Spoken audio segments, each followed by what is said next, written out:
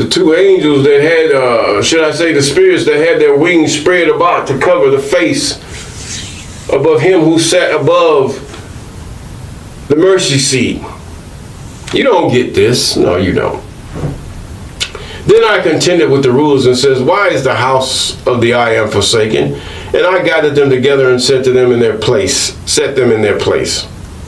Yes, he set them in their place to tell them. Then brought all Jerusalem, all Judah, the tithe of corn and new wine and all the oil unto the treasures. How can you minister unto the Most High and then you have to go back and you don't have any food to eat? So you have to make your way and go back and get some corn and plant your good vineyards and your gardens and ask your neighbors of food. When in all, the food is supposed to be brought to the temple. It's supposed to be brought that you might eat and that you might stay sanctified from the world. And this is what God wants of his people. He even says this in these passages. He wanted his children, the children of Judah, the children of Israel, to eventually become kingdom of priests, kings and priests. Yes. Therefore, if everybody was to worship God and do those things was right before the Most High and rule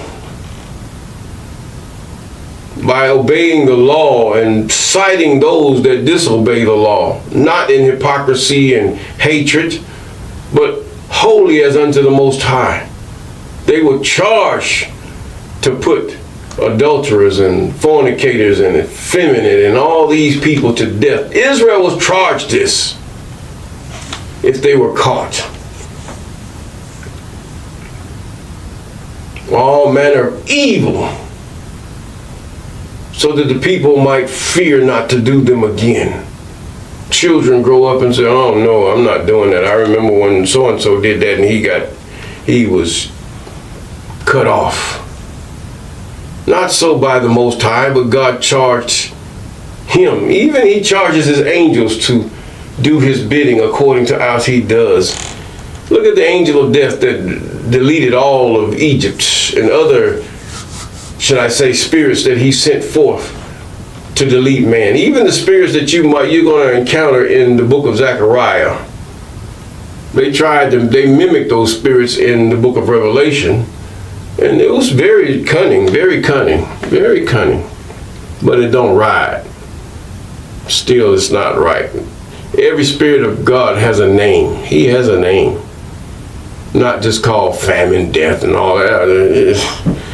You done expose yourself right then. There was famine way before famine was there.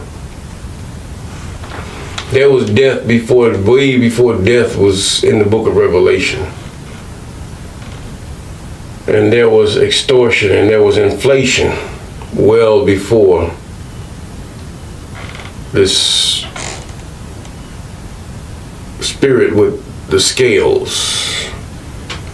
They were well versed, and they're so versed that many of you cannot escape out of Christianity, or even Islam for that matter. It's well orchestrated to the point where God exacts his word. He will cause you to forget him. You've lost yourself, what? In this Isis and worshiping him, a man, and this Mary and all these other things. You worship a rock. That's idolatry. You bow before the rock. You kiss the rock. All these things. And then there's other paganistic things that you do. The first commandment, I don't even go no further. Then you take the same people that God tells you not. God tells you to love the stranger. You hate the black man. Even if you follow the 10 Commandments, even if you follow all these here, men stealers, to be put to death as commanded by the Most High. See, you don't get it, do you? But nevertheless, let us continue. because they have slowed down apparently they slow down my uploads to the point where I can't upload, and sometimes it takes a long time. Although I do pay my bill, they slow it down. And when you get these carriers, they don't tell you, they tell you unlimited, but the fact is, how unlimited is it? They don't tell you this. So if they never tell you this, then the fact is that, hey, truth in advertising. That's about it. Well, let us continue either way. Whether we go over 30 minutes, 40 minutes to an hour, we're going to complete this last chapter. Even though I might not get to you for about a few days, but we're going to finish it. Now it came to pass, he says, now, but all this, in verse 6, he says, and all this time I was not at Jerusalem, for in the 32nd year of Xerxes, king of Babylon, I came unto the king, and after certain days I obtained leave of the king.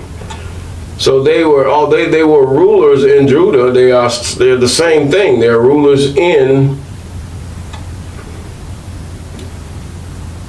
Judah.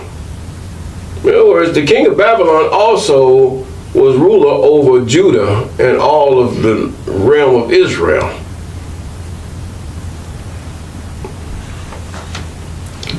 Now this Xerxes, king of Babylon, he says king of Babylon. He said, until I obtained leave of the king. And I came to Jerusalem, understood the evil that Elishabib did for Tobiah in preparing him a chamber in the courts of the house of the I am. And it grieved me sore that I cast forth all this household stuff. In other words, you're not going to just sleep here and rest here. No, you don't believe in my God. Why in the world are you even in this place that we worship our God, that's dedicated to God and God alone?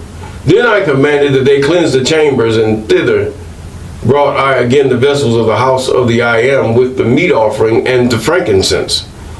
And we don't even get your odor out of here, dude. You got to go. And I perceived that the portions of the Levites had not been given them. Now, we already read this. And then we're going to go to verse 11. And then contended I with the rulers and said, why is the house of God forsaken? Now, churches will use this a lot. For you to get more money, for that preacher to get that Cadillac or whatever you want to call it. No, it wasn't about that. I gathered them together and set them in their place. Then brought all of Judah the tithe of corn and the new wine and the oil and to the treasure, so that the Levites wouldn't have to go out and do their own farming and borrow of their neighbors something to eat, to feed their families. You know what he's talking about.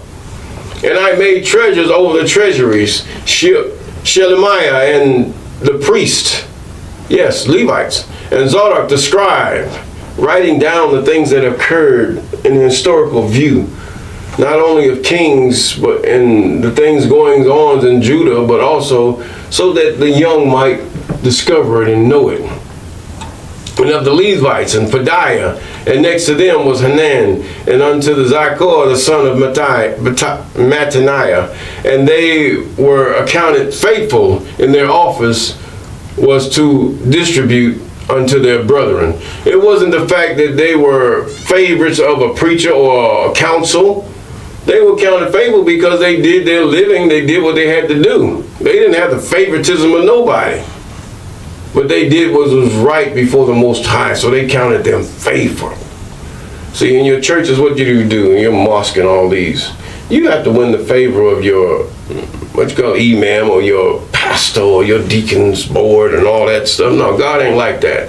If you pleasing God, and if I judge you according, I should judge you according to the law, statutes, commandments, and ordinances of the Most High, not according to my evil and what I think it should be. 14. Remember me, O my God, concerning this, and wipe not out my good deeds, that I have done for the house of my God and for the offices thereof. This is what he was charged to do. It wasn't that he just did it of his own. God put it in his heart to do it. And in those days, verse 15, I saw in Judah some treading wine presses on the Sabbath, and bringing in sheaves and lading asses, also wine grapes and figs, and all manner of burdens which they brought into Jerusalem on the Sabbath day. And I testified against them in that day wherein they sold victuals. Were these Israelites? Were these Levites doing this? I doubt if it was Levites. But they were doing it. Working on the Sabbath day. See, this is why Israel should have its own land. Be back in the land. You cannot keep these things among heathens, especially if you're young, you're not retired, you're not doing, and you have to work, you have to feed your family. You have to feed yourself. So they decided to change the laws and the times to benefit themselves. This was some corporate doing stuff. These were people that wanted people in the fields. So they had to change it, get a whole new route. They had to give you this Jesus, and then they gave you the Muhammad. So now, there dwelt men in Tyre, which brought fish and all manner of ware, and sold on the Sabbath unto the children of Judah in Jerusalem. And I contended with the nobles of Judah, and said unto them, what evil thing is this that ye do to profane the Sabbath day? Now the Sabbath day was something that was for all the world. They taught the Sabbath day even during Abraham's time, during the time of Noah. The Sabbath day was also being kept. Not mentioned a lot, but it was there. And then here we go again. It says, then I contended with the nobles of Judah and said, you're doing evil. Verse 18, did not your fathers thus, and did not our God bring all this evil upon us and upon this city, yet ye bring more wrath upon Israel by profaning the Sabbath? I'm going to tell you something. You go over there into your governor's mansion. If it's a time that he tell you not to work, you ain't going to work. You obey men more than you obey God. So they said we'll give it on Saturday and Sunday. Saturday is your Sabbath, man. This is the way we set up the days. God set it up by the moon. The new moon being, that was when the moon first appeared out of darkness behind whatever planet or the sun or whatever. Is the new moon. 7 days after the new moon is the Sabbath, or the new Sabbath. The new moon notes the new months. Yes, whether you know the days of the month or week, the new moon is all that and then some. This is nature. This is the way God has set the moon in its order, that man might learn to number his days. They numbered their days by the moon and sun, but they moved the days that God had designated with the moon and sun to their own. And then you have some that says, the new moon is when the moon is full. Now, I'm sure for thousands of years, if you say that to people way back in the day, they will look at you and mock you and have you in derision. Yeah, they will. Because what you say don't make no sense at all. No sense. And so now, and there dwelt men at Tyre, yes, we know. Also therein which brought fish and all manner of wares, and sold on the Sabbath unto the children of Judah and in Jerusalem. Now these were not only Israelites, they were also people that were pagan, and they were Gentiles. Then I contended with the nobles, what evil thing is this that ye do and profane the Sabbath day? Did not our fathers thus, and did not our God bring all this evil upon us, upon this city? Yes. Cursed are ye in the fields, cursed when you go in and come out. Didn't he say that in Deuteronomy chapter 28? I will cause you to be the tail and not the head, and your tail shall be your head. Everything you do, the tail gonna take from you. Read it. Stand on it, watch it, look at history, look at everything, how evil these people have been. And you will note there's a reason for everything. Some of you complain against God, you complain against the word of God, and you wonder why things are so backwards, why are things so manipulated? Why do you have Christianity? Why do you have Islam? Why do you have all these Buddhisms and other places? Because you have transgressed your God. You have thrown him on the back burner, behind your backs, and cleave that to which men have given you. This is why we suffer. So the merchants and sellers of all kind of were lodged without Jerusalem. They was outside the gate. Now let's go back, and it came to pass, when he said this, he says, now it came to pass that when the gates of Jerusalem began to be dark before the Sabbath, I commanded that the gate should be shut. This is at sundown. And charged that they should not be opened till after the Sabbath. And some of my servants I set at the gates, and they should not know, there should no burden be brought in on the Sabbath day. Now we're going to keep something holy. We're going to keep Jerusalem holy. That's what it's saying. The rest of y'all do what y'all want to do. Same thing with you, so-called Israelite. Yeah, you do a lot of things that you're not supposed to do. So the merchants and sellers of all kind were lodged without Jerusalem once or twice. Then I testified against them and said to them, why lodge ye against the wall? In other words, they were waiting for it to open. These are spirits who wanted to make the children of Judah transgress again against the Most High. If ye do so again, I will lay hands on you. In other words, I'm going to lay hands on you. When they say lay hands on you in the Bible, that means slap you, hit you, beat you. Doesn't mean, oh, yeah, in the name. No, it doesn't mean that. That's something Christianity done made up.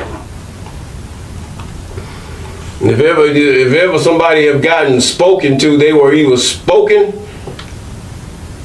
and they were healed, or that demon is cast out. Because God told Moses to speak to the rock. You speak to that situation. You speak to that sickness and that disease.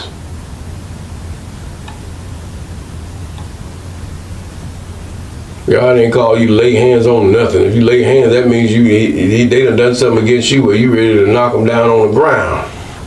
Ain't nothing funny about it. Then I testified against them, saying, why lodge you? He says, I will lay hands on you. Verse 21. From that time forth, they no more came on the Sabbath. He said, I'm going to beat you, man. I'm going to beat you. You come up here again while we worshiping our God, selling this stuff. This is the way Israel was. Wasn't that la-di-da? Oh, we gotta do everything in peace. And no! You ain't doing it. If they don't come in peace, we ain't doing it in peace. If you come in peace, you come according to my God's statutes, commandments, laws, and ordinances. Yes, you are. This is the way they were back then. There wasn't no lamb-pansy or you got to forgive everybody. I ain't forgiving you nothing if you don't ask forgiveness. If you do not ask forgiveness and you do not show that you're the fruit of asking forgiveness, why should I forgive you? Not only I see your heart by your actions, I see your words mean nothing. The same thing with repentance. That's why God says if you turn away from your wickedness, He's going to forgive you. Period. He's going to do it.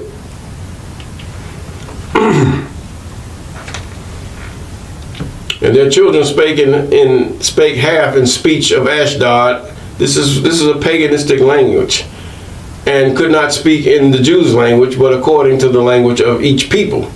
And I contended with them and cursed them and smote certain of them and plucked off their hair. I mean, he went, wow, this man was, the Christian and everybody else would say he was mean. You can't say Muslims. Muslims are going to do what they're going to do. Man. They still slaving black folks. But still, going to Africa is still slavery, still doing things and call themselves by the name of the God of heaven, the God of Abraham, they call Allah. In their language, it's Allah. Yes, it's true, Allah. Whatever the other people say, if that's the language they speak, and they say that is the power, that is the God, that's what it is. They say Allah. If they want to call him Yahweh, Yahweh Shai, or Yahweh, not Yahweh Shai, that's not a God. That's nobody. But the fact is, Allah. Yes, Allahu Akbar. That's right. God is the greatest. They're talking about the God of Abraham, Isaac, and Jacob. That's what they're talking about. And in the other language that they pronounce God, Sanini Nanini Tata and Zambi. Yes, they're talking about God. They ain't talking about no devil or no demons. That's stuff the colonizers infuse in your mind until God corrects you in a way that is notable and can be shown.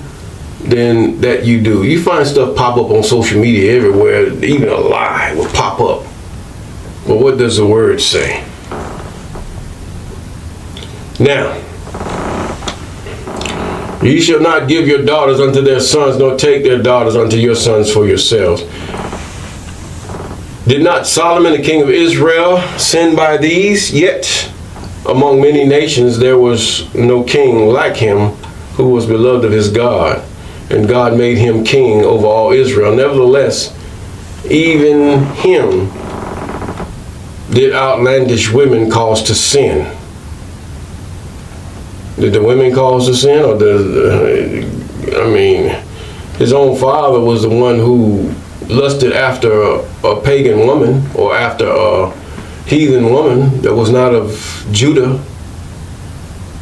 And then her own son, his daddy, his own mama, her son that was birthed out of her became Solomon. So you can see where the seed did not fall far from the tree. And shall we then hearken unto you to do all this great evil, to transgress against our God in marrying strange wives? And on the sons of Jehoiada and the sons of Elishabib, the high priest, was the son-in-law of Sanballat the Horite. Therefore I chased him from me. Remember them, O my God, because they have defiled the priesthood and the covenant of the priesthood and of the Levites. Thus cleansed I them from all strangers, and appointed the wards of priests and Levites, everyone in his business, and for the wood offering at times appointed, and for the first fruits. Remember me, O my God, for good. In other words, I did good by slapping them upside the head, plucking out their hair. I did good because I was jealous for my God.